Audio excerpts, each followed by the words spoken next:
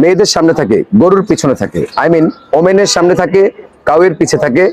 অবশ্যই B positively আমাকে উত্তর দিতে হবে। ভাইয়া কি ধরনের আপনি প্রশ্ন আমি করতেছেন? বলেছি আপনাকে বি পজিটিভলি উত্তর দিতে হবে।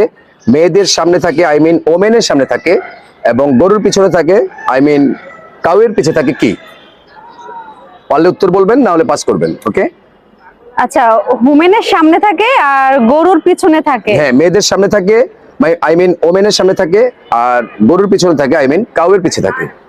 উত্তরটা কি হবে? আচ্ছা ভাই বলতেছি, দাঁড়ান দেখি একটু। সময় বেশি নাই। ডব্লিউ হতে পারে।